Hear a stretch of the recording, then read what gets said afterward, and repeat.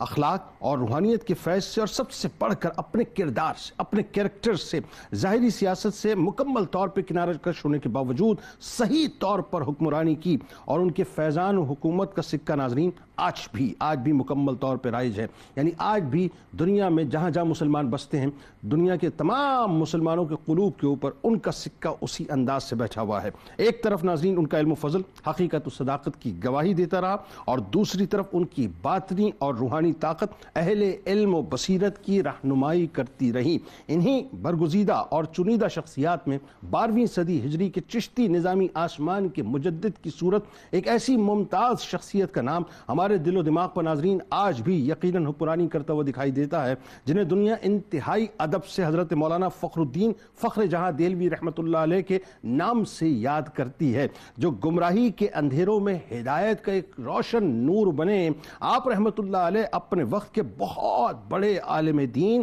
فاضل اور علوم ظاہری و باطنی کے مکمل طور پہ جامع تھے۔ انہوں نے اسلام کی ترویج و اشاعت میں نمایاں ترین کردار ادا کیا، جن کو محب النبی کا لقب خواجہ خواجگان خواجہ معین الدین چشتی رحمۃ اللہ علیہ، جنہیں آپ نائب رسول فی الہند کہتے ہیں، جن کو سرکار مدینہ صلی اللہ علیہ وآلہ وسلم نے باقاعدہ بر صغیر کے لیے ڈپیوٹ فرمایا، خواب میں آ کر فخر جہاں دہلوی رحمۃ اللہ علیہ کو آپ کو یہ لقب انہوں نے عطا فرمایا، جو فخر جہاں بھی ہیں، برہان العارفین بھی ہیں، کتب یگانہ بھی ہیں، کتب منفرد بھی ہیں، کتب وحدت بھی ہیں، کتب حقیقت بھی ہیں، کتب الاقطاب بھی ہیں، پیشوائے محبوبیت و عشق بھی ہیں، مقتدائے عارفہ بھی ہیں، امام کاملہ بھی ہیں، کتب الاولیاء بھی ہیں، غوث وقت بھی ہیں، فرد الافراد بھی ہیں، قطب الافراد بھی ہیں، اور محبوب یزداں جیسے عظیم ترین القابات سے بھی آپ مشہور ہوئے، جنہیں دنیا انتہائی ادب کے ساتھ پکارا بھی کرتی ہے، ان کا نام بھی لیا کرتی ہے، اور ان کی تعلیمات کے اوپر چلنے کی کوشش بھی کیا کرتی ہے۔ انتہائی با کمال اور بے مثال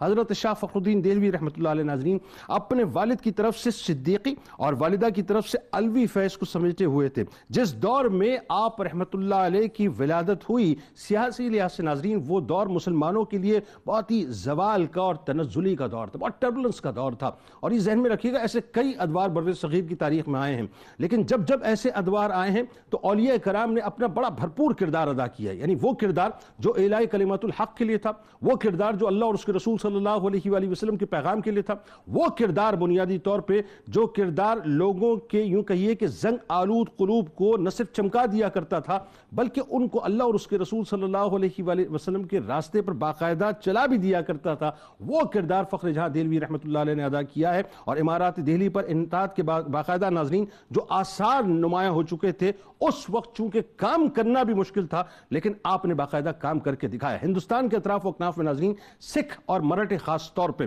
خوب لوٹ مار کر رہے تھے، یعنی ایک منظرنامہ یہ تھا، اور نادر شاہ کی جو قتل و غارت گری تھی وہ بھی ظاہر ہے اپنے اختتام کو پہنچ چکی تھی، لیکن آپ رحمۃ اللہ علیہ اپنے والد کے مرشد یعنی اپنے دادا مرشد کی بشارت کے عین مطابق ہدایت کی شمع بن کر روشن ہوئے، دین حنیف کے لیے باعث فخر بنے، فخر دین بھی بنے، اعلاء کلمات الحق کا آپ نے کام کیا جس سے مخلوق کے سینے منور ہوئے۔ یعنی وہ عمل و کردار کی بلندی تھی جس نے آپ رحمۃ اللہ علیہ کو فخر عالم و دین بنا دیا تھا۔ آپ رحمۃ اللہ علیہ کا مدرسہ جہاں لوگوں کی ناظرین یوں سمجھ لیجئے کہ علمی پیاس کو بجھایا کرتا تھا اور ان کے کردار کو سنوارا کرتا تھا، وہاں روحانی طور پر بھی یعنی جو پیاسے آپ کی بارگاہ میں آیا کرتے تھے ان کی پیاس کو بھی بجھایا کرتا تھا۔ آپ رحمۃ اللہ علیہ ظاہری علوم کے حصول میں بڑی محنت کرتے تھے، یعنی عالم یہ تھا کہ جس کا انتظام خاص طور پہ آپ کے والد گرامی نے وقت کے جید علماء کرام سے کرایا تھا، ساتھ ساتھ مکمل فوجی تربیت بھی آپ نے حاصل کی، طب پر بھی عبور حاصل کیا،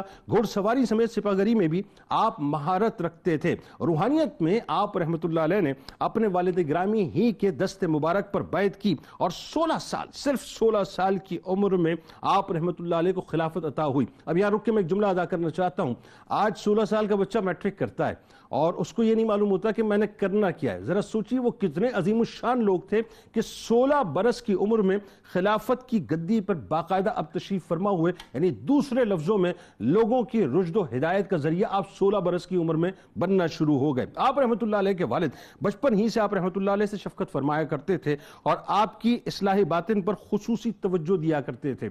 آپ شریعت و طریقت دونوں میں عالی مرتبت تھے۔ حضرت خواجہ فخر الدین دہلوی رحمۃ اللہ علیہ نے تعلیم سے فراغت کے بعد سجادگی کی بجائے فوج میں ملازمت اختیار کی، یعنی ایک فیس تھا جس فیس سے باقاعدہ آپ گزرے، پورا دن تیغ و تلوار اور سنان کی جھنکار میں گزرتا تھا، اور رات اللہ تبارک و تعالیٰ کی بندگی میں رکوع و سجود میں مشغول رہا کرتی تھی۔ یعنی عالم یہ تھا کہ آپ رحمۃ اللہ علیہ کی ظاہری وضاحت ایسی تھی کہ کوئی پہچان نہیں سکتا تھا کہ یہ شخص کس قدر اعلیٰ و عرفہ روحانی مراتب و مقام طے کر چکا ہے۔ آپ رحمۃ اللہ علیہ کا وصف تھا کہ اپنے آپ کو مکمل طور پہ اخفا میں رکھا کرتے تھے، یعنی پردے میں رکھا کرتے تھے، لوگوں پر اپنی کیفیات کو ظاہر نہیں کیا کرتے تھے۔ اہل لشکر جو تھے ناظرین، جب آپ کی نیک نامی کے بارے میں سنتے ہیں، آپ کی شان و شوکت کے بارے میں سنتے ہیں، آپ کی بزرگی کے بارے میں جب ان کو معلوم ہونا شروع ہوتا ہے تو یقیناً لوگوں کی ایک تعداد آپ کی طرف بڑھنا شروع ہوتی ہے۔ اس وقت ایگزیکٹلی اس وقت آپ اپنی ملازمت کو خیر آباد کہہ کے اورنگ آباد میں اپنے والد گرامی کے سجادہ نشینی کی حیثیت سے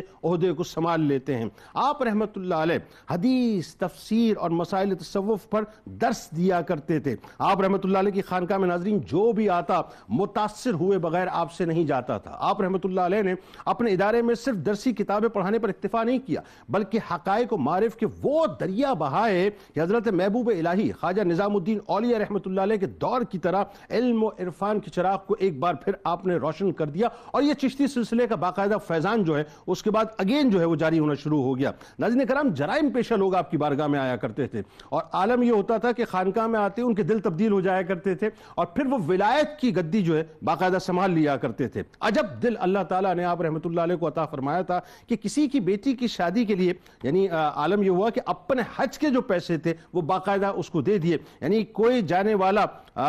جا رہا تھا، لیکن وہی بات ہے کہ وہ جانے کی بجائے اس نے وہ سودا کیا جو آخرت کا اصل میں سودا تھا۔ یعنی عالم یہ تھا ناظرین کرام کہ آپ رحمت اللہ علیہ کا یہ بھی معمول تھا کہ آپ کسی مفلوق الحال شخص کو دیکھ لیا کرتے تھے تو اس کی خوشی ہو غمی ہو آپ ضرور اس میں شریک ہوا کرتے تھے۔ کوئی آپ کا دشمن ہوتا اور آپ کو معلوم ہو جاتا کہ یہ جان لینے کو بھی اگر آیا ہے اور آپ دیکھ لیتے کہ جان لینے والا دشمن ہے، لیکن اس کے باوجود بھی آپ اس کو معاف کر دیا کرتے تھے۔ اپنے مریدین اور معتقدین کو باقاعدہ ہدایت کرتے تھے کہ کوئی اگر پریشان حال ہے، بیمار ہے، تو باقاعدہ اس کے پاس جائیں اور اس کی عیادت کریں۔ یعنی خلق کی جو محبت ہے وہ اپنے مریدین کے دل میں باقاعدہ پیوست کیا کرتے تھے۔ آپ رحمت اللہ علیہ کا معمول تھا کہ طالب علم کے ساتھ صرف علم کے بارے میں گفتگو نہیں کرتے تھے، بلکہ اس کا جو ایپٹیٹیوڈ ہوا کرتا تھا، یعنی جس شعبے کو پسند کیا کرتا تھا اس شعبے کے حوالے سے اس سے گفتگو کیا کرتے تھے۔ یعنی اگر کوئی فنون سپاہ گیری کے حوالے سے بات کرنا چاہتا آپ اس سے بات کرتے، کوئی حکمت پر بات کرنا چاہتا آپ اس سے بات کرتے، کوئی جو ہے عام دلچسپی کے جو امور ہوتے ان پہ بات کرتا تو آپ اس پہ بات کیا کرتے تھے۔ غرض کے ہر ایک کی جو